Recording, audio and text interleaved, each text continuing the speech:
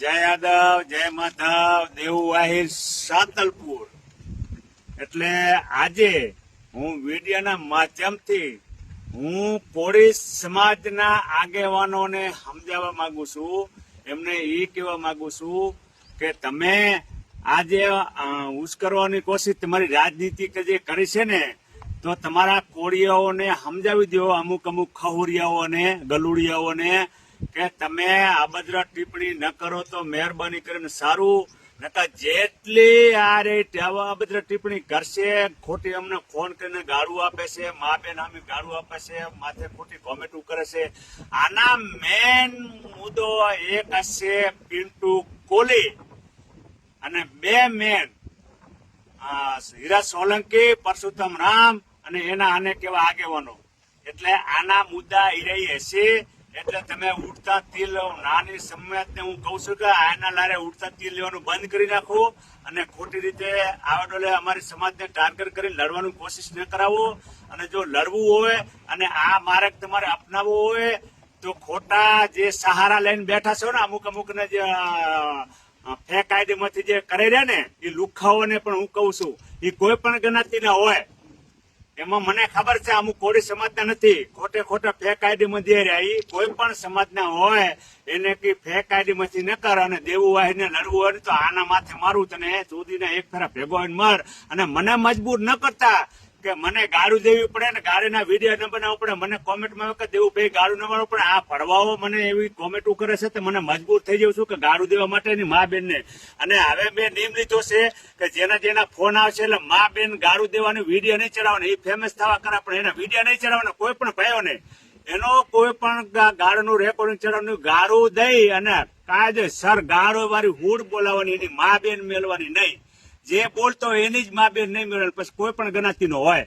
આ પર્સનલ. અને 18 વર્ષને હું કહું છું કે બધી સમાજને અમે માની છીએ અને કોઈ સમાજ વિશે નથી. જે આ ખરાબ માર્ગ દોરાવે છે અને એ અલગ માર્ગ ઉપર જે આ દિશામાં જે તીર ઉડાડે રહ્યા, એના માટે છે આ વિડીયો. એટલે મહેરબાની કરી અને આગેવાનોને કહીશી કે પછી અમને મજબૂર ન કરો કે સોશિયલ મીડિયામાં તારે રાઠી બોલાવવી પડે.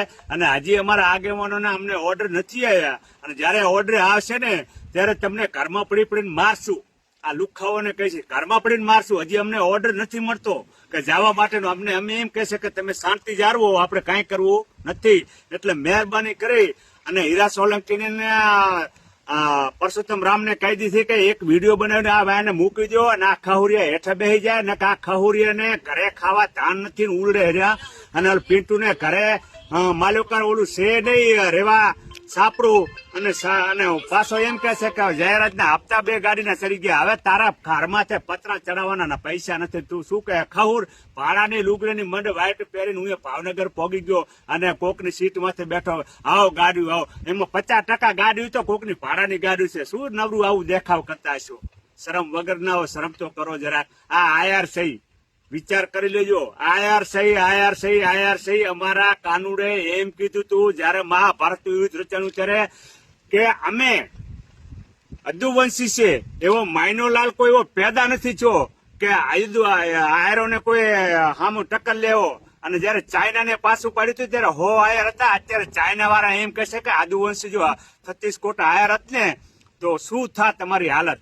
તો પણ આ તો ખાલી હો જ હતા.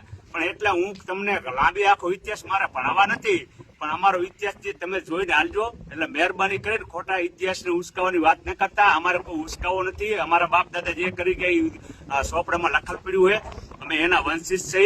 અને કોઈ પણ આ જે બીજી સમાજના અમુક જે ગાંઠહરી કરે છે ને, એને હું જણાવું એક આઈડીમાંથી કે તમારી માને તું ઘરે બેસી જાજો અને કે મને મા બેન ગાળું દેવામાં મજબૂર ન કરતા. એટલું વિચાર કરી લેજો. અને હવે જો કાંઈ પણ આવ્યું ને આ બધા ટિપ્પણી ખોટી રીતે મારામાં ફોન આવ્યા ને, એટલે આ કોળી સમાજના અનેક સમાજોને બધાને જણાવું છું કે ખોટું ન લગાડતા, હું ગાળું દઈશ.